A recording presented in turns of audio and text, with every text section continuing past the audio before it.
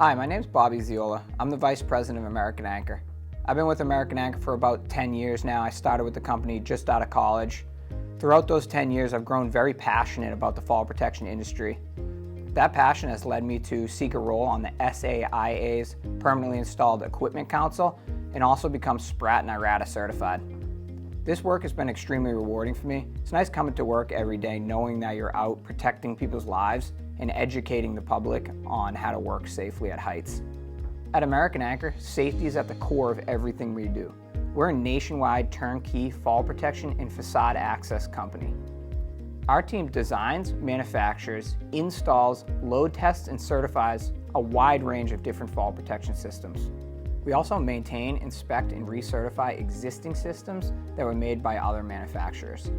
In addition to fall protection, we also specialize in the design and installation of walking and working surfaces. That includes davit systems, swing stage, ladders, railing systems, hatch guards, and other systems like those.